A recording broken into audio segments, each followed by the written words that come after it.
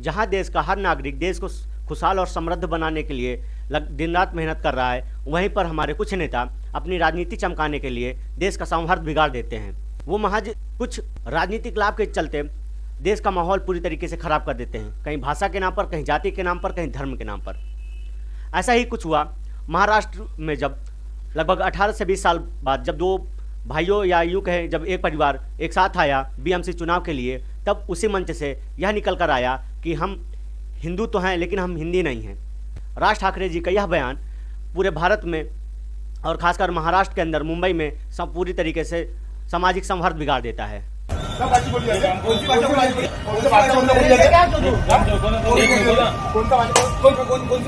यूँ कहें उनके जो कार्यकर्ता हैं मंच के, वो मुंबई के अलग अलग जगहों पर भाषा के नाम पर लोगों को डरा रहे हैं, धमका रहे हैं। नमस्कार, मैं राज आपका स्वागत करता हूं क्वांटम क्लास के यूट्यूब प्लेटफॉर्म पर, जिसमें हम जानेंगे क्यों यह भाषा विवाद जो है चरम पर पहुंच गया, क्यों यह भाषा विवाद जोर पकड़ लिया। जब यह दोनों भाई बीएमसी चुनाव के लिए गठबंधन बनाए और उसी मंच से यह बात निकल कर आई कि जिसे मुंबई में रहना है उसे मराठी बोलना होगा, जिसे महाराष्ट्र में रहना होगा उसे मराठी बोलना होगा।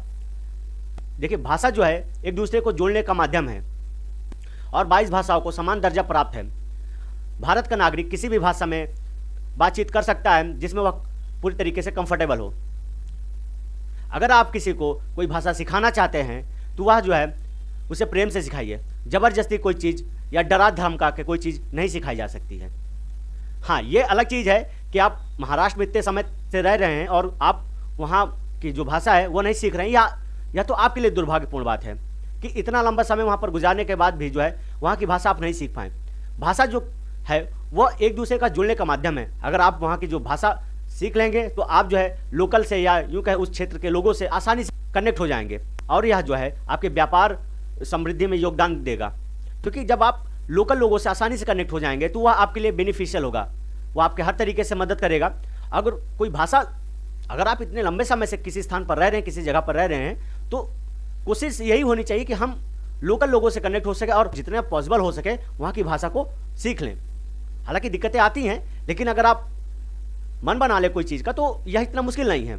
जैसे मैं लगभग 1 साल मैसूर में रहा हूँ और वहाँ से जो है हमने कन्नड़ भाषा सीखी और वो बहुत प्यारी भाषा है। और जब भी मैं महाराष्ट्र जाता हूँ, खासकर मुंबई, तो मैं भी कोशिश करता हूँ कि 2-4 नए शब्द को सीख कर आऊँ और उन शब्दों का प्रयोग फिर जो है हम बाद में जो हमारे दोस्त महाराष्ट्र से आते हैं या मुंबई से आते हैं उनके बीच हम करते हैं। जैसे मैं बहुत ज़्यादा तो नहीं जानता हूँ, लेकिन जैसे बटाटा हो गया, कांदा हो गया, कोतमीर हो गई, ये जो बेसिक शब्द हैं इनको मैं सीखने की कोशिश करता हूँ। क्योंकि जब मैं मार्केट जाता हूँ भाइयों के साथ तो इन सारी चीज़ों के नाम मैं जानता हूँ और फिर उसी तरीके से मैं भी बात करता हूँ और वो सब्जियाँ फिर खरीदता हूँ। अगर आप सीखना चाहते हैं तो कोई भी भाषा आसानी से सीख सकते हैं। शुरुआती दौर में कुछ दिक्कतें आएंगी ज़रूर, लेकिन दूसरी बात मैं आपको यह बता दूं कि अगर आप किसी को कोई भाषा सिखाना चाहते हैं तो उसे प्रेम से सिखाइए। क्योंकि जो मजदूर यूपी, बिहार या कहीं से भी अन्य जगहों पर जाता है वह इतना पढ़ा लिखा नहीं होता है कि वह अगर 1 साल जो है मुंबई चला गया, दूसरे वर्ष बेंगलोर चला गया तो वह कोई भी भाषा जो है इतनी जल्दी सीख ले। अगर उसको नहीं आती है तो उसे प्यार से सिखाएं। क्योंकि कोई बाप, कोई भाई, कोई माँ का बेटा अपनी रोजी रोटी कमाने के लिए शहर जाता है। अगर वह साल दर साल शहर बदल रहा है अपनी रोजी रोटी कमाने के लिए, वह उसके लिए इतना आसान नहीं है कि वह हर भाषा को तुरंत सीख सके। तो कृपया करके जितने भी मराठी भाई या जितने भी भाषा को लेकर विवाद और खासकर महाराष्ट्र में जो या बवाल मचा है भाषा को लेकर, कृपया करके उनको प्रताड़ित ना करें। और मेरी उन सब लोगों से भी गुजारिश है जो बाहर कमाने जाते हैं, कोशिश यह करें कि अगर आप इतने लंबे समय तक किसी स्थान पर रह रहे हैं, किसी जगह पर रहकर अपनी रोजी रोटी कमा रहे हैं, तो कोशिश यह करिए कि आप जो है लोकल भाषा को सीख सकें। चलिए आगे देखते हैं। और जब यह दोनों भाई मंच पर एक साथ आए और गठबंधन किए, जो इनके बीच का मनमुटाव था वह दूर हो गया। यह बहुत अच्छी बात है महाराष्ट्र के लिए, क्योंकि जो बीएमसी का चुनाव है और बीएमसी को चलाने की जो असल में ताकत रखता है वह इन्हीं दो परिवारों के बीच में है। क्योंकि जो मुंबई है भारत की सबसे बड़ी महानगर पालिका है और इसको कंट्रोल करना और इसको चलाना सबके बस की बात नहीं है। अगर आप एक साथ आए हैं तो कोशिश करिए कि मुंबई को और विकसित करें। मैं आशा करता हूँ यह जो मेरा मैसेज है आप तक जरूर पहुँचेगा और यह जो देश का माहौल बिगाड़ने वाले काम हो रहे हैं इसे रोक दिया जाएगा। चलिए आगे देखते हैं। महाराष्ट्र में तूल पकड़ा भाषा विवाद। आम्ही हिंदू आहोत पण हिंदी नहीं। मतलब यहाँ इनका यह कहना है मैं हिंदू जरूर हूँ लेकिन हिंदी नहीं। बेसिकली आपकी जो है पैदाइश महाराष्ट्र में हुई है और खासकर मुंबई शहर में हुई है, आपका जो परवरिश है वो महाराष्ट्री भाषा में हुई है, और यह आपके लिए गर्व की बात है, क्योंकि भाई भाषा जो है एक गर्व की बात है, और भाषा जो है एक हेरिटेज है जिसको बचा कर रखने के लिए हमारा संविधान भी नियम कानून बनाया हुआ है। इसको बचा कर और संभाल कर रखना और इस पर गर्व करना, यह हर एक भाषाई क्षेत्र के लोगों का अधिकार है, क्योंकि भाषा जो है एक दूसरे से कनेक्ट करने का माध्यम है। प्लीज़ इसे ना बिगाड़ें, और जो है जो नए लोग आते हैं और जो वहाँ पर बसे हुए हैं, कोशिश यह करें कि जिस क्षेत्र में आप रह रहे हैं उस क्षेत्र की भाषा को सीख लें, क्योंकि आपका वहाँ से रोजगार चलता है। लड़ाई दंगे से कुछ हासिल नहीं होता, सिर्फ नुकसान होता है। और यह जो मुंबई से भाषा का विवाद निकला है, इसने जो है पूरे राष्ट्र को जो है इधर उधर कर दिया है।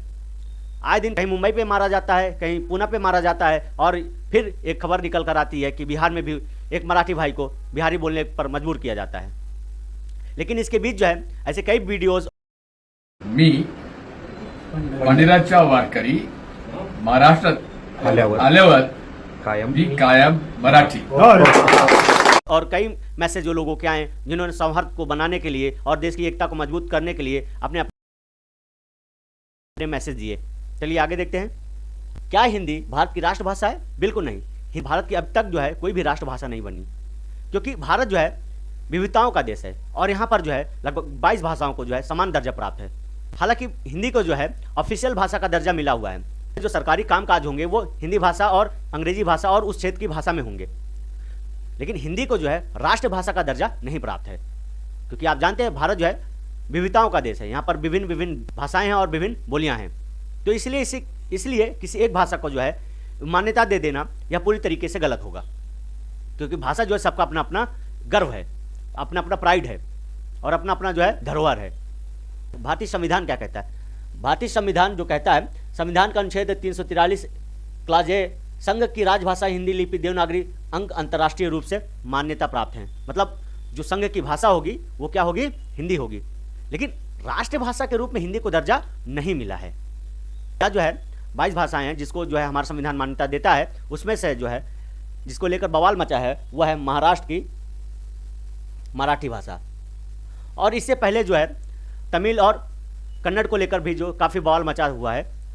आए दिन जो है न्यूज़ में देखने को मिलता है कि कहीं कन्नड़ को लेकर जो है आप बेंगलुरु में रह रहे हैं तो आप जो है कन्नड़ भाषा बोलिए, आप अगर तमिलनाडु में रह रहे हैं तो आप तमिल बोलिए। वहाँ पर जो लोग मतलब मजदूर वर्ग जो कमाने जाता है वह उसके लिए इतना आसान नहीं है कि वो 1 साल के भीतर जो है अलग अलग राज्य की भाषा इतनी जल्दी सीख ले। तो कृपया करके उसे ज़बरदस्ती ना करें, क्योंकि वह रोजी रोटी कमाने गया है। एक साल वह मुंबई, 1 साल वह बेंगलोर और 1 साल वह चेन्नई रहेगा, तो वह उसके लिए बहुत मुश्किल है कि वह इतने कम समय में कोई भाषा सीख ले। हालांकि उसको सीखनी चाहिए, और अगर सीख लेता है तो उसके लिए बेहतर होगा, लेकिन कृपया करके किसी के साथ भाषा को लेकर ज़बरदस्ती ना करें। आप अपना मान सम्मान बनाए रखें और अपने भाषा को लेकर गर्व महसूस करिए, ये अच्छी बात है। अगर हम सेंसस 2001 की बात करें, ये 7% है। मराठी भाषा का जो परसेंटेज हमारे सेंसस 2001 के अनुसार वो लगभग 7% है। अगर मोस्ट स्पोकन लैंग्वेज की बात करें मुंबई में तो वह इस प्रकार है। अगर हम इसको देखें 1851 में, लगभग 100 साल के बीच जो है वह 100 साल पहले जो है मराठी भाषा 53.5% बोली जाती थी मुंबई के अंदर, और फिर 100 साल बाद जो है 2011 में अगर हम देखें वह लगभग 35.4% हो गई। मतलब मराठी भाषा का जो है रेशियो वो कम हुआ है पिछले 100 सालों में। तो इसके लिए जो है महाराष्ट्र सरकार को इस पर ध्यान देना चाहिए और इस पर सुधार करना चाहिए कि वो मराठी भाषा को अधिक से अधिक सुधारने की कोशिश करें। अपने राज्य में ऐसे नियम बनाएं कि मराठी पे लोगों को काम करने के लिए प्रोत्साहित किया जाए, ज़बरदस्ती बिल्कुल ना किया जाए, उनको प्रोत्साहन दिया जाए कि आप मराठी में जो है इस चीज़ को आप विस्तार करिए। अब आते हैं मेन मुद्दे पर। ये जो भाषा विवाद है, इससे नुकसान किसका होगा? इससे नुकसान जहाँ पर भाषा का विवाद जन्म लिया है वहाँ के लोकल लोगों को, वहाँ पर काम कर रहे मजदूर लोगों को, वहाँ पर जो है व्यापारियों को, और उस क्षेत्र को, उस राज्य को, और फिर देश को। मतलब एक छोटी सी कड़ी ने जो है पूरे देश को जो है कमज़ोर कर दिया है। और इसी कड़ी में जो है महाराष्ट्र के अंदर मुंबई में जो है भाषा का विवाद जो जन्म लिया, और जिससे मुंबई की और महाराष्ट्र की इकोनॉमी में बहुत बड़ा प्रभाव पड़ा है। वहाँ के आम जनता पर जो है, जो लोकल लोग हैं और जो मजदूर वर्ग हैं जो मुंबई कमाने जाते हैं, उन दोनों पर जो है बहुत ज़्यादा असर पड़ा है, क्योंकि इस विवाद के चलते लोगों का काम ठप हो गया। आए दिन अफरा तफरी मची रहती है, लोग डरे हुए हैं काम पर जाने के लिए, बाहर निकलने के लिए। कृपया करके इसको यहीं रोक दें, इससे किसी एक व्यक्ति का नुकसान नहीं हो रहा है। यहाँ राजनेता जो हैं अपनी राजनीतिक रोटी सेक कर चले जाएंगे और नुकसान हमारा और आपका होगा, उनका नहीं। ठीक है, इससे नुकसान किसका होगा? और उस पर देखें तो आम जनता का, व्यापारियों का, महाराष्ट्र का और देश का। मतलब यहाँ से अगर आप शुरू करें तो जो भाषा का विवाद है यहाँ से लेकर आम जनता का, जो वहाँ काम कर रहे हैं और वहाँ के जो लोकल लोग हैं, और फिर उसके बाद आता है व्यापारियों का। इसमें राजनेताओं का कुछ नहीं जाएगा। फिर उसके बाद करें तो महाराष्ट्र की इकोनॉमी में बहुत ज़्यादा प्रभाव पड़ेगा। जो मान लीजिए कि देश की जीडीपी में बहुत बुरा प्रभाव पड़ सकता है, क्योंकि महाराष्ट्र की जीडीपी लगभग कई सालों से जो है सबसे ज़्यादा है, और वह जो है सबसे ज़्यादा योगदान देती है भारत की जीडीपी में।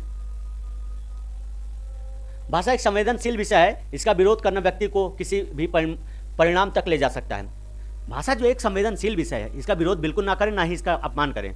आपको नहीं आती है तो आप सीखने की कोशिश करिए, या जो है विनम्रतापूर्वक उसे मना कर दीजिए कि भैया मुझे यह भाषा अभी नहीं आ रही, मैं इसे सीखने की कोशिश करूँगा, और विवाद यहीं पर ख़त्म हो जाएगा। अगर आप अकड़ेंगे, गुर्राएंगे तो जो भाषा को लेकर विवाद है वह और आगे तक बढ़ सकता है, और यह आपको किसी भी परिणाम तक ले जा सकता है। तो कोशिश यही करें कि इन सारी चीज़ों से अपने आप को दूर रखें। आपको नहीं आती है बोलना तो कोशिश करिए सीखने की। अकड़ने और गुर्राने से सिर्फ माहौल ख़राब होगा। आप